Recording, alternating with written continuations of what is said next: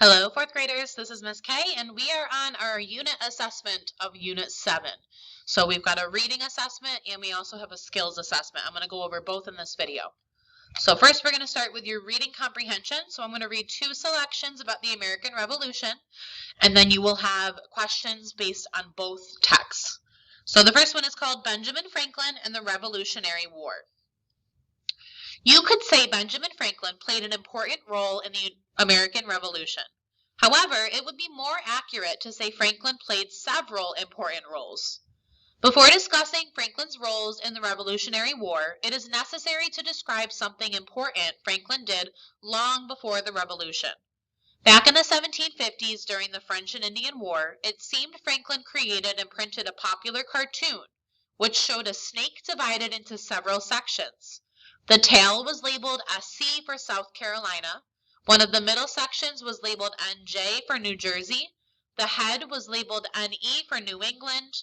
Underneath the snake, Franklin printed the words join or die. What was he trying to say? It's likely he was trying to say that if the colonies joined together to fight against the French, they would be much stronger. And if they did not join together, the French would defeat him. Franklin was urging the colonies to join together against a common enemy. The colonies did eventually join together during the French and Indian War. With help from the British, as well as their own Native American allies, the colonists were able to defeat the French. However, when the British government tried to pay for the war with new taxes, another crisis occurred. This brings us to one of Franklin's important roles in the American Revolution, helping to oppose the Stamp Act. Franklin was in England in 1765 when Parliament was voting on the Stamp Act. He was serving as a diplomat representing the Pennsylvania Assembly. His job was to represent the colony and try to protect the colonists' interests. Franklin opposed the Stamp Act and tried to convince members of Parliament to vote against it. Even though Franklin argued against the Stamp Act, Parliament approved it. The colonists at home protested against the Stamp Act. The Stamp Act was a tax on all paper items. Many people refused to buy these items, therefore refusing to pay the tax. These protesters thought it was important for all colonies to join together and oppose the tax. Some protesters remembered the cartoon Franklin had created 10 years earlier, the one with snake parts. They felt this cartoon was perfect for their current situation. Once again, the colonies had to join together against a common enemy. This time, the common enemy was not the French. It was Parliament and the King's ministers. Franklin's cartoon was reprinted in many colonial newspapers. The colonists' reaction to the Stamp Act surprised the king and his government. Franklin was called to speak in the House of Parliaments. He tried to persuade Parliament to remove the Stamp Act by explaining why the colonists were so upset about the new law. And his remarks helped convince Parliament to repeal the act. Helping convince Parliament to repeal the Stamp Act was another one of Franklin's important roles in the American Revolution. Many colonists were pleased with Franklin because he had opposed the Stamp Act. Several other colonies decided to make him their representative in London. He not only served as a representative for Pennsylvania, but he also represented Massachusetts, New Jersey, and Georgia. In 1774, Franklin met with several top British ministers. They believed Franklin was being disloyal to them and unsupportive of their views. By this time, Franklin was getting very frustrated with King George III and Parliament. It seemed to him the king and the Parliament were not listening to the colonists' concerns or caring about their needs. Franklin felt the colonists would have no choice but to break away and declare independence. Despite Franklin's frustration, he still had some hope that the British and colonies would come to an agreement. However, a few months later, he decided it was time to return home to help the Patriots, a cause he now firmly supported. All right, so number one, what was Franklin's important role during the French and Indian War? Number two, what does the word crisis mean in this sentence here? Number three, what was the main idea of this passage? And number four, the last sentence of the passage says that Franklin returned home to help the Patriots. What do you think he was returning home to help the Patriots with? So when he came back to the colonies, what did they need help with? All right, our second passage is a fictional excerpt from a boy's diary written in New York City in July 11th, 1776. Yesterday was a day I will never forget. I got up early and ran to Dickie's house. Then the two of us went out to see the soldiers from Connecticut march into town. Dickie thought there were about 400 soldiers. After lunch, they called each of the colonial regiments, and they all lined up in formation. Then they read the Declaration of Independence aloud. There were so many people there that we couldn't see George Washington. In fact, we couldn't see much of anything, but we could hear some of the words, and what fine words they were. Dickie and I liked the part that began, "We hold these truths to be self-evident," because it sounded so eloquent and poetic. The last part of it was a bit less exciting, though. It listed many complaints against King George. He has raised our taxes. He has quartered our troops in our cities. The list seemed to go on forever. Dickie whispered, "This long list makes it clear that while King George may be a good king for the British, he is not a good king for the colonists." When they finished reading the list, the soldiers fired a salute and everybody cheered. It was so exciting that I was sad when I had to go home for supper. However, it turned out my day was not yet over. Later that night, while I was lying in bed, I heard a noise that sounded like a bird call. The sound seemed to be coming from right outside our front door, and it kept repeating. Somehow, I didn't think it was a bird. I got out of bed and tiptoed over to the door. I made the same bird call. There was a short pause before I heard a voice whisper, "Come outside." It was Dickie.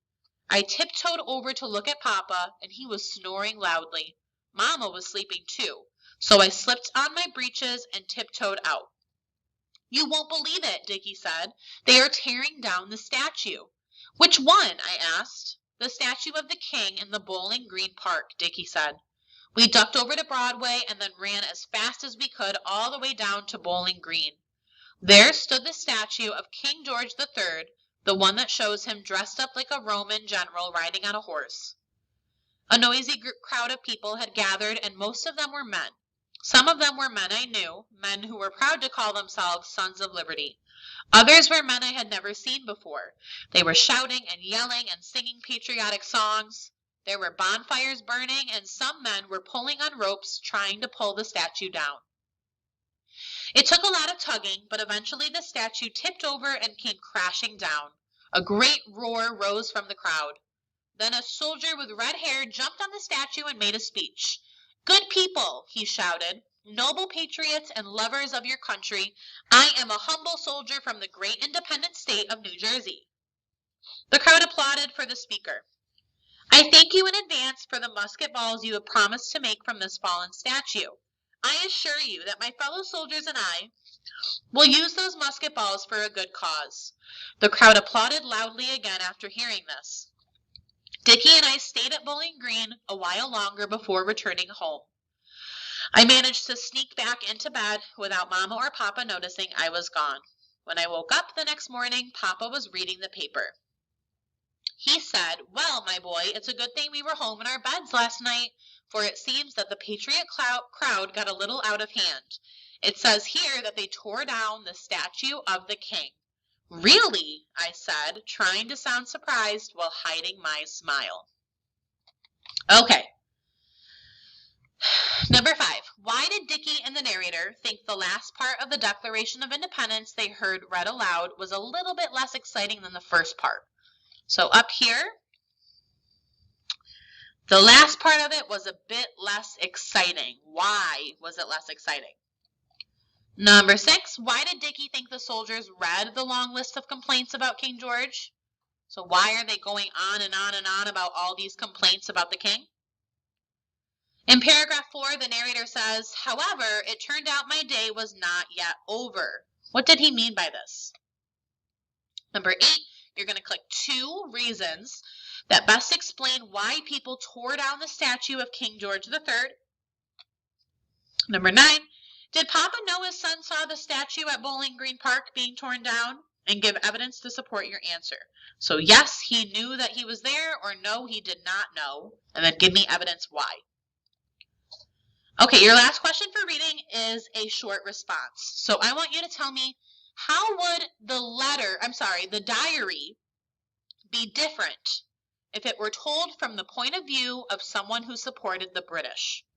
So the boy and his friend Dickie, they are clearly on the Patriot side because they go and watch that statue get torn down. How would this story be different if this were from someone who supported the British instead of the Patriots? So make sure you share two parts of the story that would be different. Explain your answer and give me some evidence from the text to support. Okay. Skills.